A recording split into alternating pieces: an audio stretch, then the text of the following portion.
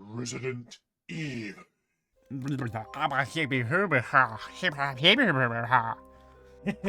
been a fan of it for a while, but I've not really played most of the games. So, with Resident Evil Requiem coming out in a little over a month, I figured now was as perfect a time as any to begin the binge. Starting, of course, with the Resident Evil Remake. Throughout the video, you'll hear my overall review and see on screen each of my written notes, taken in the moment as I played the game.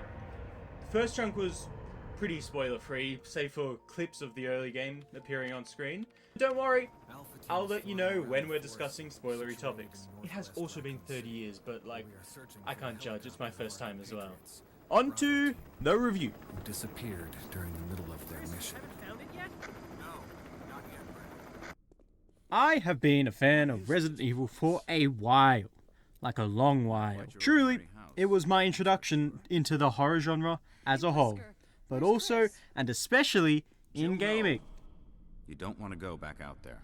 So, with the impending release of the newest installment, Resident Evil Requiem, I will finally make my way. 8 games in a little over a month. We'll see. Jill, help me look for him.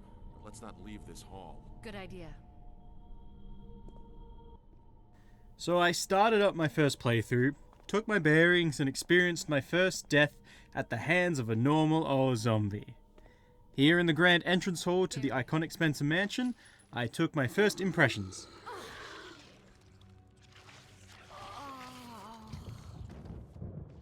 The early game especially thrives on the features of a great survival horror game. A lingering sense of dread, the fear of the unknown, and learning through death.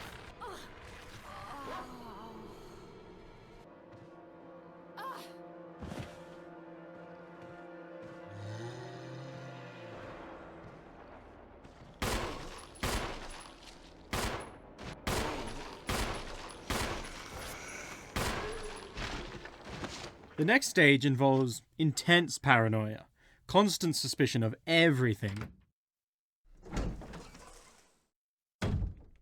From the obvious zombies in waiting on the floor, to the door handles with conspicuous text attached, to every single painting.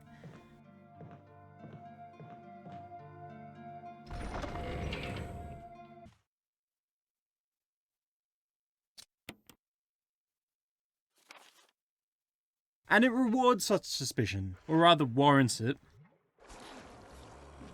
Being aware of your surroundings doesn't necessarily mean you'll see everything coming. Including, but not limited to, this random ass zombie in a bathtub fully clothed.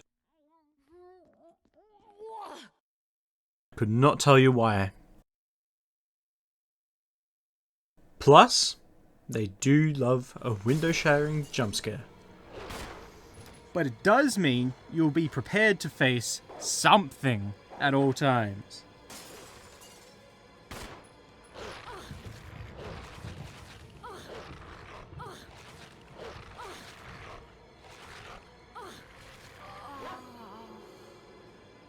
Hey, hold on a sec. Look what I've found. What? A can of fizz.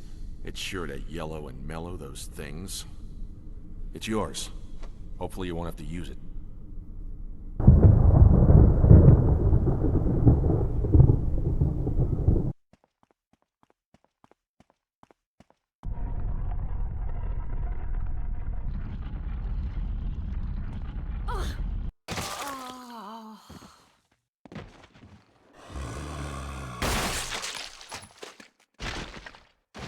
I travelled back and forth through the same hallway at least 10 times and I still didn't trust it on the 11th.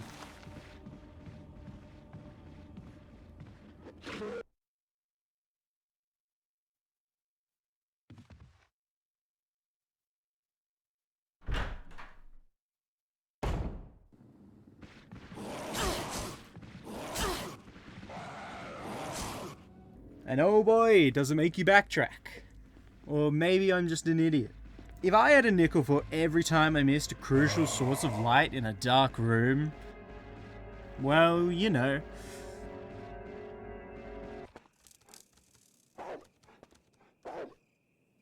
Yeah, maybe I am an idiot. These dogs got me way more than they needed to.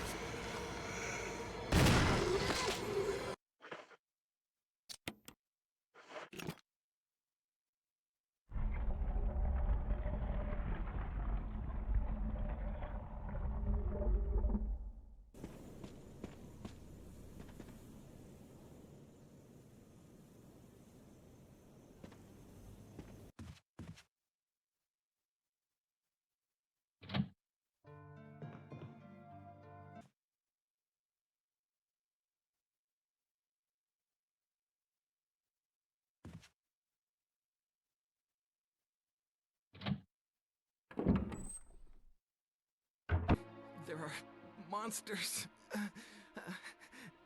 What did this to you? A big snake. And it had to be poisonous.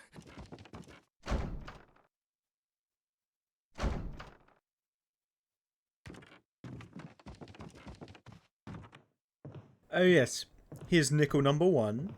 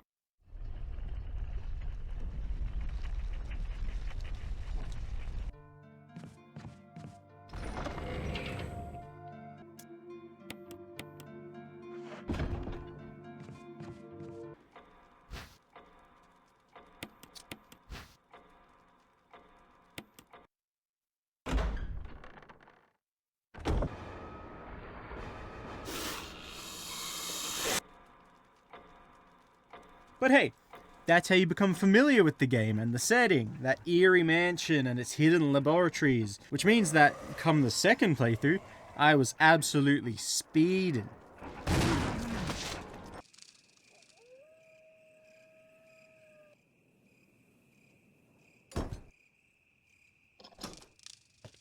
Second playthrough. Chris Redfield on hard difficulty. I am scared.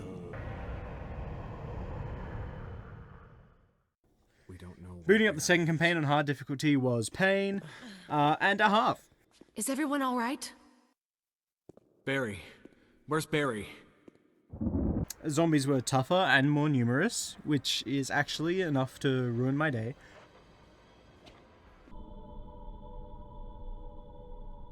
Now, I am a stubborn man.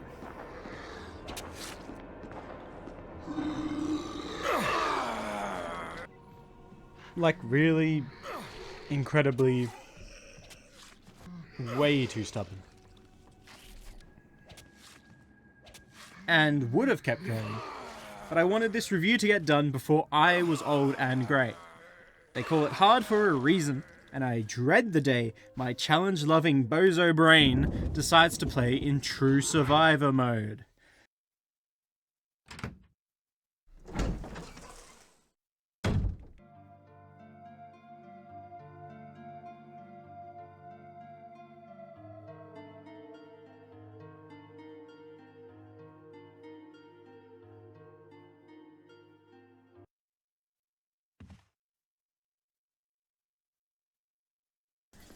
Especially if I don't get a hang of killing these dogs. One day.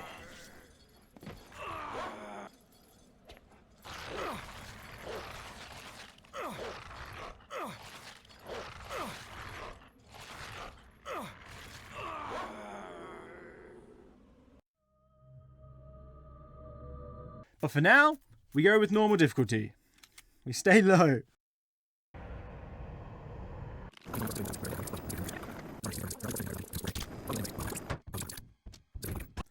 Overall, the campaign follows the same beats. Explore the Spencer Mansion, explore outside the Spencer Mansion, explore under the Spencer Mansion. The difference comes in gameplay, and in which character aids you.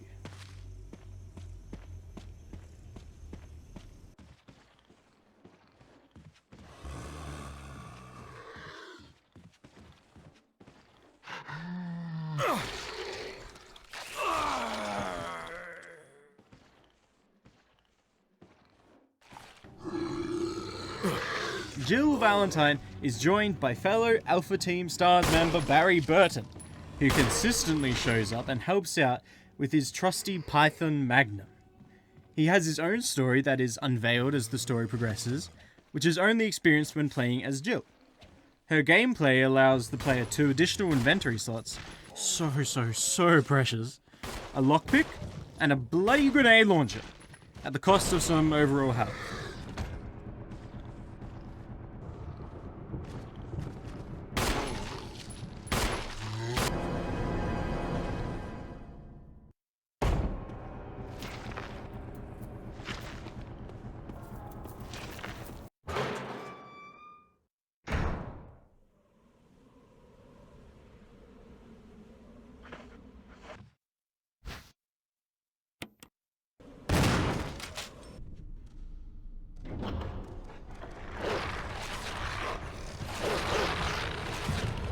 Meanwhile, Chris encounters Rebecca Chambers, a medic and the only known survivor of Bravo Team, Treat any wound. Want me to treat your wounds? whose disappearance we were sent to investigate at the beginning of the game. Her story throughout the game is a little less rich than Barry's, but she comes in handy. Rebecca. That sounds Chris's like gameplay Neil allows the Sonata. player to tank a bit more damage and carry a lighter at all times, while also being able to visit Rebecca a limited amount of times for some free heals. All this for the small price of those 2 inventory slots. For a grand total of 6. And also that rocket launcher. Oh, what was that? And also Barry My Burton. interpretation is off a little. Let me practice for a while. He does get a flamethrower for like 5 minutes though. Otherwise, minimal changes to the main story. But I appreciate those flavorful decisions and deviations that reward multiple playthroughs.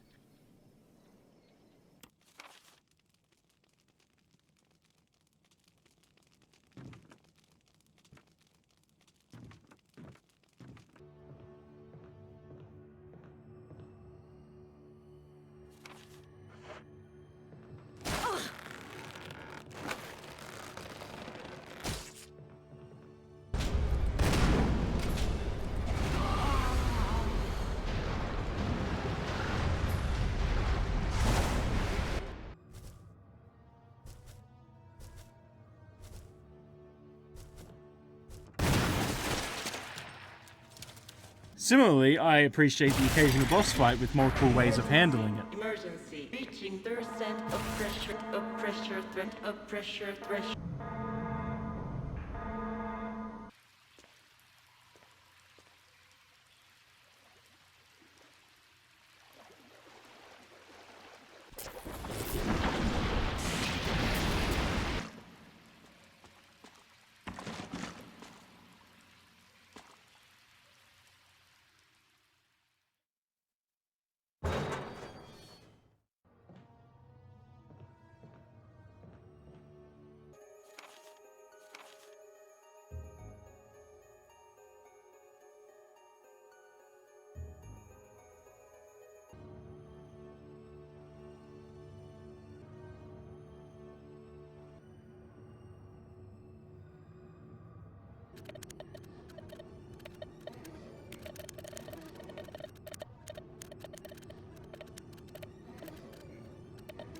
Plant 42 is really quite interesting, and potentially my favourite boss fight of the game.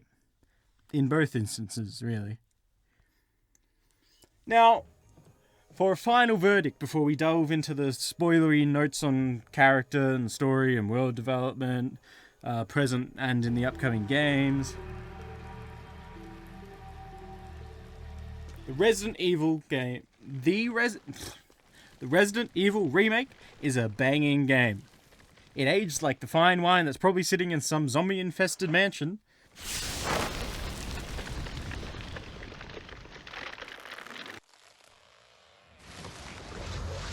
If you can deal with the old-fashioned tank controls, or the game's funky alternative, which is messing with my brain. What the hell is this thing?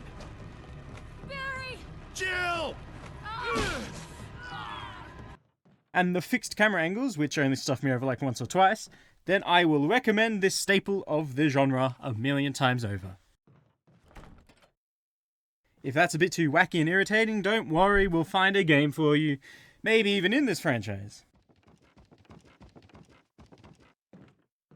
Still, you should absolutely hunt for a streamer's playthrough, or grab a friend to be your guinea pig chauffeur person, so that you can enjoy the story and the atmosphere that this game generates so damn well. Wesker. Jill, so you're safe. That's what I was going to say. I apologize. It was all I could do to protect myself against those strange creatures. Barry. I think I'll stay here a little longer.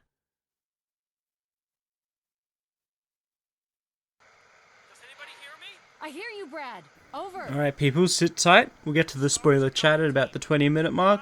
For now, sit back and just watch some more of the notes in the Resident Evil mid-game. Jill to Brad. Can you hear me? Brad. Brad. Also, I'm convinced these translucent fish are going to be vital to Resident Evil lore. RE9, you better show us some fish. Not sure how Barry got in front of me here. I was going in a straight line.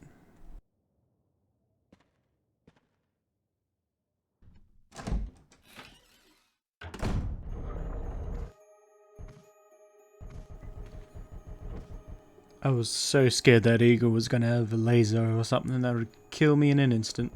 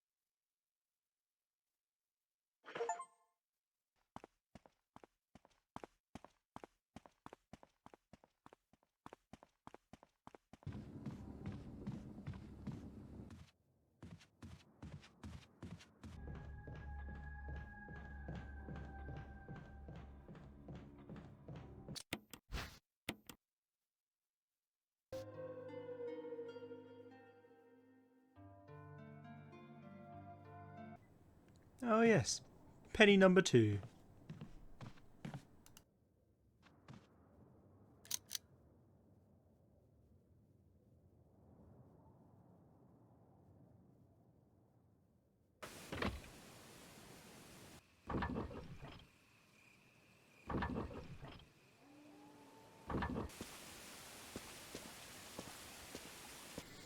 Okay peoples, this is your warning. We are coming up to bits where we will be discussing spoilers, and on screen we'll be showing mid to late game Resident Evil.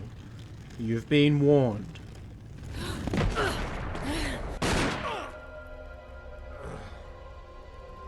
Enrico!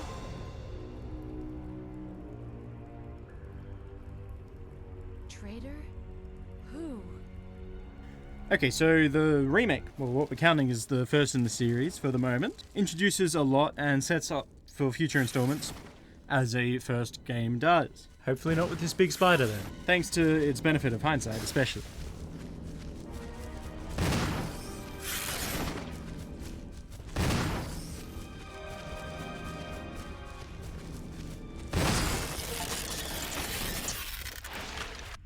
So let's take a look at how our characters fared by the time the Spencer Mansion blew the hell up. Barry!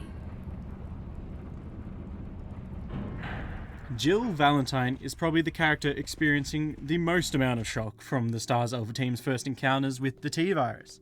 She is saved by Barry a fair few times in the early sections of the game, which isn't to say she can't hold her own at all. Jill is an absolute badass.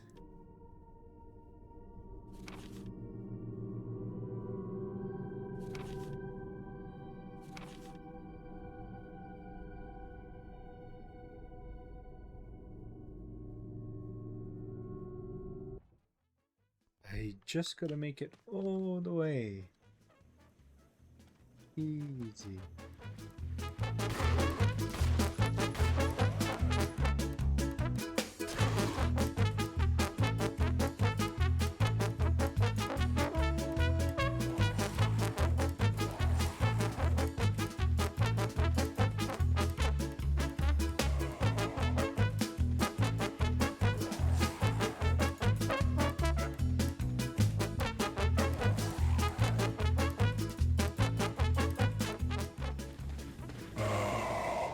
She truly locks in once she begins to notice Barry's shady actions and is very soon, very quickly, in control of the situation. Particularly around the time of Lisa Trevor's final boss fight, and then in her encounter with Wesker. Finally, she's responsible for saving both her teammates, Chris and Barry, and blowing the tyrant into tiny tyrant pieces. She deserves her rest in the helicopter, and will no doubt be experiencing the brunt of this incident's trauma. I am looking forward to Resident Evil 3. Thanks, Jill. Barry Burton, family man, absolute goat. Oh, how your betrayal scared me. Beginning as a helping hand to get Jill out of dangerous situations and stocking her up with all the ammunition and healing she might need, it is obvious that he is reluctant to see his colleague and friends threatened. The choice he made in the final encounter with Wesker to risk his family for the sake of saving his friends cannot have been easy, and no doubt he will be feeling that guilt for the rest of his life. Barry! Poor man. I sure hope nothing happens to them.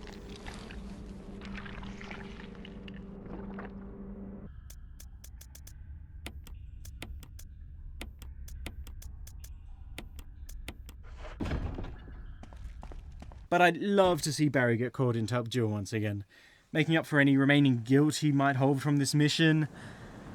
Alas.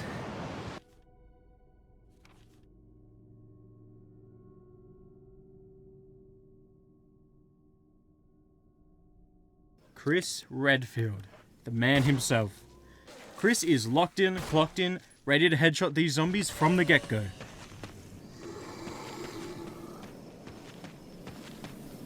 It's my fault.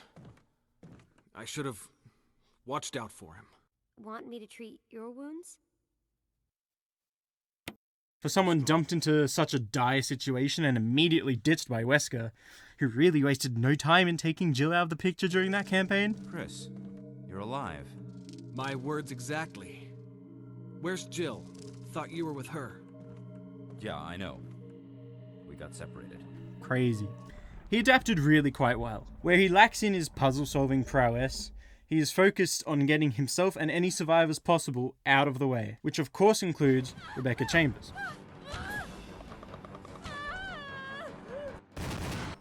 It is no surprise that he should continue to serve whomever makes it their mission to stop Umbrella and such gruesome bio-warfare. We see a lot of him in future installments, which I'm not complaining about.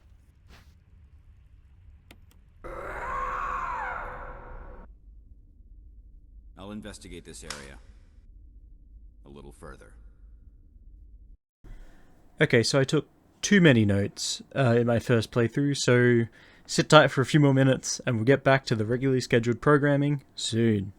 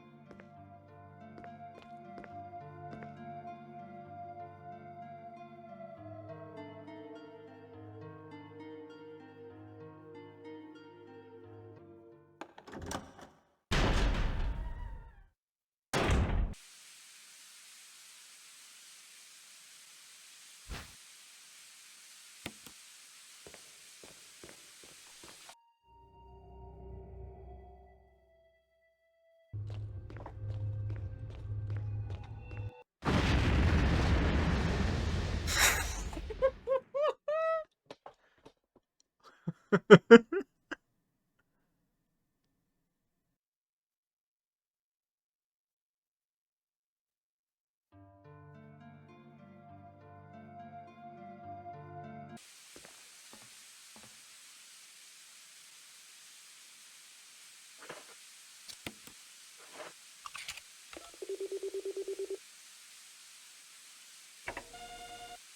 have at least waited up for me, you know? Let's go.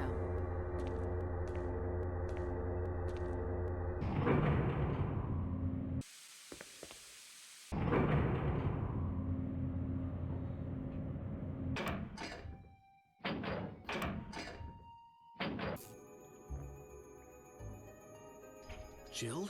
Chris, you're alive! Of course I'm alive. Jill, there's something big going down, and I don't think we're part of the equation.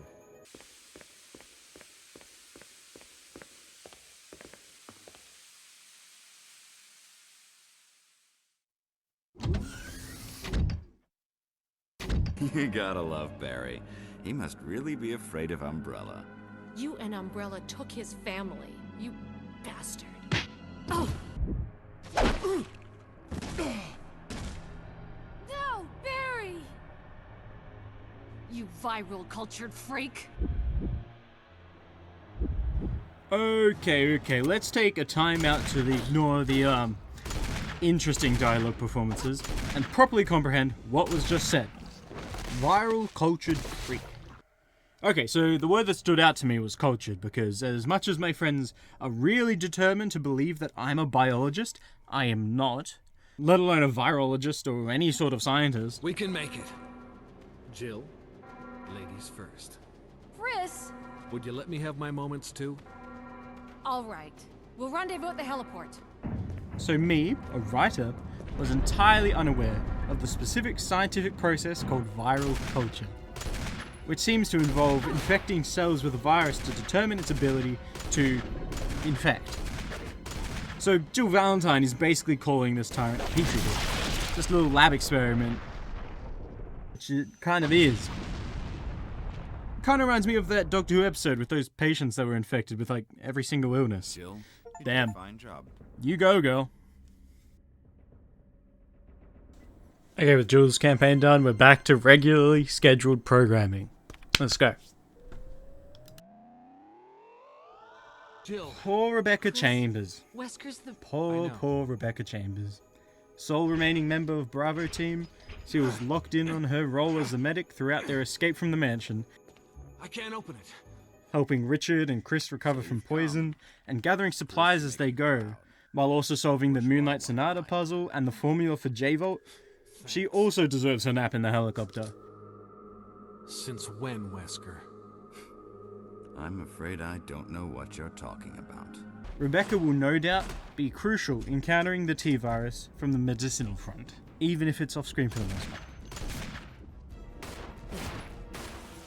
Jeez.